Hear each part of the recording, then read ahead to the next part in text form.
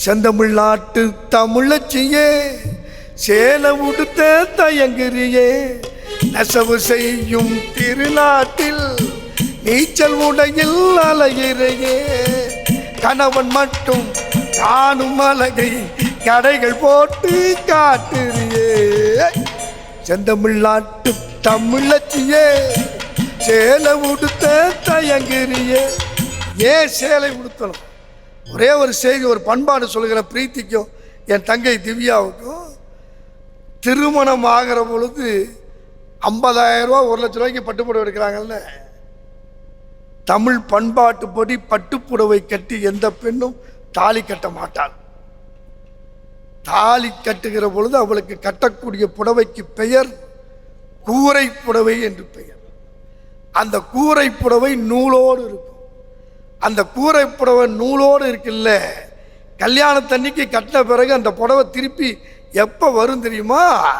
அந்த பெண்ணுக்கு குழந்தை பிறந்து அந்த தூளி கட்டி தொட்டில் கட்டுகிற பொழுது இந்த பருத்தி புடவை தான் அந்த இடத்தில் குழந்தைக்கு படுக்கையாகும். ஏன் தெரியுமா? இந்த உலகத்திலேயே எல்லா பூவுக்கும் வாசம் உண்டு, எல்லா பூவுக்கும் நேசம் உண்டு. ஆனால் ஒரே ஒரு பூவுக்கு மட்டும்தான் மானத்தை மறைக்கிற மகத்தான குணம் உண்டு என்று சொன்னால் அது எங்கள் பருத்தி பூ என்கிற அந்த ஒரு பூ தான் மானத்தை மறைக்கும். அந்த பருத்தி பூவில் மானத்துக்குள்ளே மகனை படுக்க வைத்து தாளாட்டுகிற பொழுது அவள் பாடுகிற வரிகள் போகும். அந்த காலத்தில் கிராமத்தில் தொட்டில இப்படி இழுத்து விட்டா இங்கே தாங்க போவான், ஆன்னு இப்படி வருவான். இப்போ நகரத்தில் அப்பார்ட்மெண்ட்டு, என் தங்கச்சி திவ்யா சொன்னிச்சு, இந்த அப்பார்ட்மெண்ட்டில் தொட்டியில் போட்டு இழுத்து விட்டா புள்ள 8th வீட்டுக்கு அந்தாண்ட போயிடுவான். அதனால இப்போ ஒன்று கண்டுபிடிச்சிருக்கான், ஸ்ப்ரிங்கு.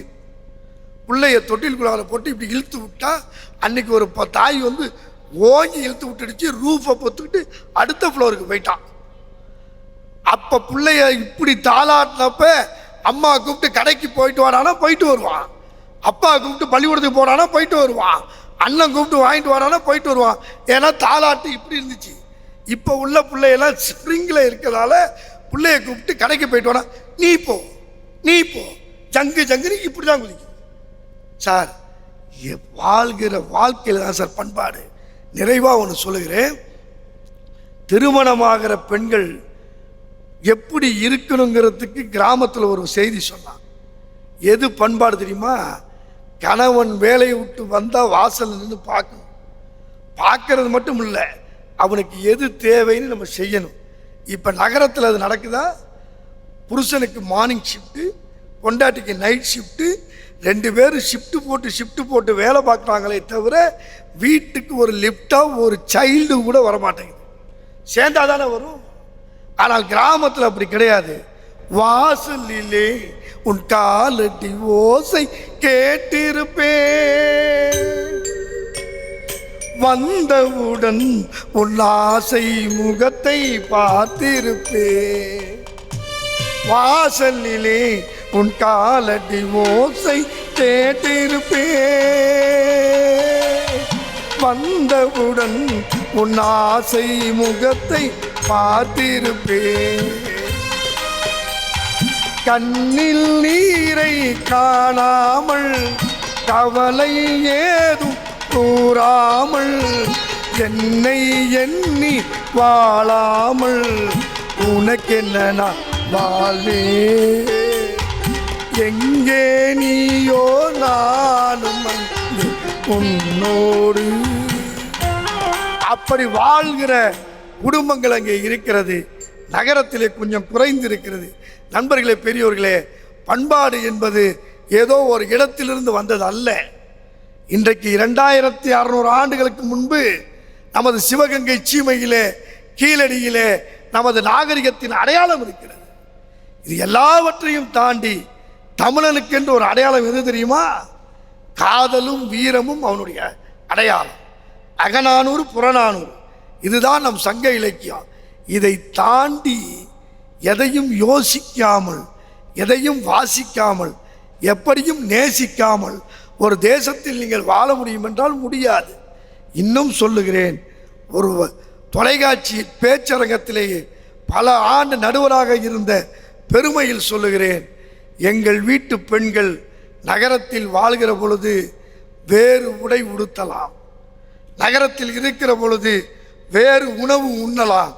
ஆனால் எங்கள் அண்ணன் வேல்முருகன் எடுத்த உடனே சொன்னாரே, 3 நாள் பொங்கல் என்று சொன்னால் ரயிலிலும் பஸ்ஸிலும் டிக்கெட் கிடைக்காவிட்டாலும் படிக்கட்டுகளிலாவது உட்கார்ந்து தன்னுடைய கிராமத்துக்கு வர வேண்டும் என்று நினைக்கிற அந்த மனப்பான்மை நகரத்தில் வாழ்ந்தாலும் எங்கள் தமிழ் பெண்களுக்கு இருக்கிறது.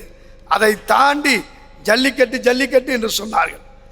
ஜல்லிக்கட்டு என்பது ஒரு வீர விளையாட்டை வெளிக்கொண்டு வந்த போராட்டம் மட்டும் அல்ல. ஒரே வரியில் சொல்கிறேன், மெரினா கடற்கரையிலே 1,00,000 இளைஞர்கள் இருந்தார்கள். அதில் 50,000 பெண்கள், 50,000 ஆண்கள், அத்துணை பேருமே இளம் வயதினர். ஆனால் எது பண்பாட்டு தெரியுமா? 50,000 பெண்கள் 50,000 ஆண்கள் இருந்தாலும் ஒரு ஆணும் ஒரு பெண்ணுக்கோ ஒரு பெண்ணுக்கு ஒரு ஆணாலையோ எந்த விதமான பாலியல் சீண்டல் இல்லாமல் பண்பாட்டோடு காப்பாற்றி நின்றார்களே இன்றைய நகரத்து இளைஞர்கள். அவர்கள் 1000 ஆண்டுக்கு வணங்கத்தக்கவர்கள், வாழத்தக்கவர்கள். ஆனால் வாழ்வின் அவசரத்தில், வாழ்விலே இருக்கிற அவசர கதியில் கிராமத்து பண்பாடுகளை கொஞ்சம் மாற்ற முயலுகிற பொழுது இன்றைய சூழல் இனிதான சூழலாக மாறுவதற்கு வாய்ப்பில்லை. நண்பர்களே, பொங்கலிலே உள்ளே போடுகிற வெல்லமும் கரும்பும் மஞ்சளும் இஞ்சியும் எப்படி நமக்கு மனமகிழ்ச்சியை 6 சுவையாக தருகிறதோ, அதேபோல் வேறு எந்த இடத்திலே இருந்தாலும் வேறு என்பது கிராமத்தில்தான் இருக்கிறது என்பதை உணர்ந்தால் நாம் தமிழன், நாம் மனிதன், நாம் பண்பாடு மிக்கவன். இந்த பண்பாட்டை இன்றைய சூழலிலும் கட்டி காப்பது நகரத்தை விட கிராமமே கிராமமே கிராமமே என்ற என்னுடைய பணிவார்ந்த தீர்வை தந்து நல்ல வாய்ப்பு தந்த வசந்த் தொலைக்காட்சிக்கும் நடத்தி காட்டியிருக்கிற திருவாரூர் பெருமக்களுக்கும் எங்கள் பட்டிமன்ற குழுவின் சார்பில் இதயமார்ந்த நன்றியையும் வாழ்த்தையும் உங்களுக்கு தெரிவித்து நிறைவாக கடைசியாக ஒன்றை சொல்லிக் கொள்கிறேன். போயிட்டு வர